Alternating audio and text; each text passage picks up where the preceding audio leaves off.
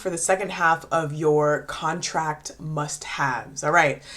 First video, we talked about parties, promise, and price. Now we're going to talk about payment terms, dispute venue, and arbitration. Those three things are very important. All right, so let's talk about payment terms. Payment terms I alluded to a little bit in the first video, but we're going to talk about them again here.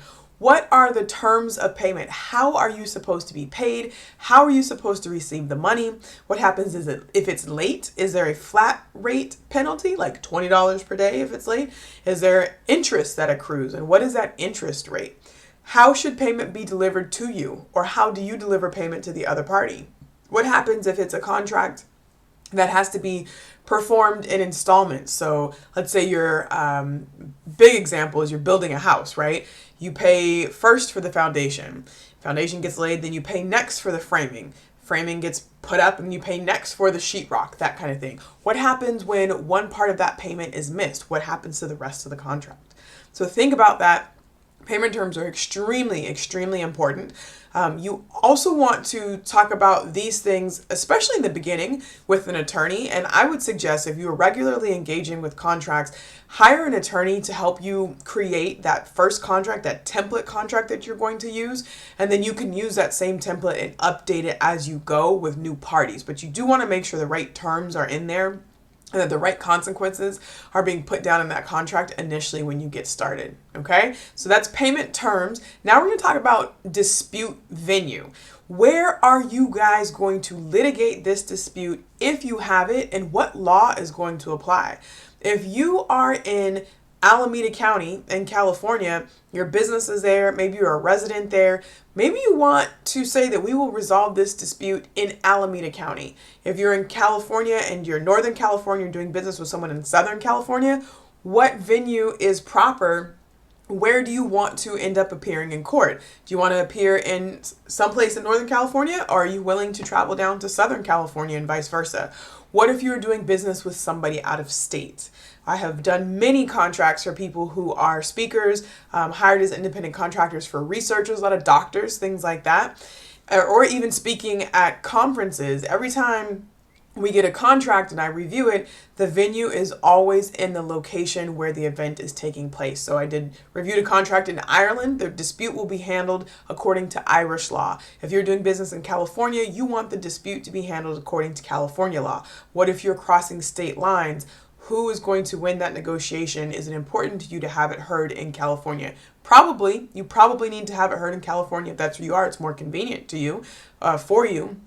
But that's a conversation that needs to take place, and more than a conversation, it needs to be put inside your contract. Okay, the last thing I'm going to talk to you about is whether or not you want to have an arbitration clause. Now, arbitration in employment, it has been a hotly debated issue. And in employment contracts, the employer has to pay for the cost of arbitration if they are forcing their employees to litigate any disputes through arbitration. Outside of the employment context, it is up to the parties to usually pay their own costs for arbitration. What is good for the employer about arbitration is that it keeps the lawsuit, or I guess good for the party that is being sued, is that it keeps the lawsuit out of state court, which means that it's private. People can't find out about it. That's usually not so great for the plaintiff in the case, the person who is suing, because they want their dispute to become a part of the public record. Maybe they also want to be able to look at the public record and see if there have been similar disputes with the same company in the past. Looking at it from two different angles, arbitration can be great or it can be not so great at all. Also, a lot of times, if you choose to go to arbitration, you don't have the chance to appeal that decision if you feel like the arbitrator gets it wrong for you. Also, arbitration is much more costly than appearing in state court. So you don't just want to put down an arbitration clause, we agree to arbitration, without talking to an attorney to really understand what that arbitration clause means, okay? You can say that we will go to non-binding arbitration, see if we can resolve the dispute there. You could suggest that we go to mediation first, see if we can resolve the dispute there before going to court. But you do want to know what arbitration means, what the likely price is for you to get there, so you can make an informed decision about what it means. I've had a few companies actually that had put arbitration clauses in their operating agreement, actually for an LLC, and they got to it at the end of the day. And fortunately for everybody involved, they agreed not to do arbitration because at the time they realized it was much more expensive. If one company or one party would have had more disposable income or capital to be able to pay for arbitration, that could have been very challenging for the party that didn't have it. So reach out, talk to an attorney, make sure you get it right. Okay, those are your 3 tips for part 2 of this video about important terms that you need for contracts. They again are the payment terms. Write them down.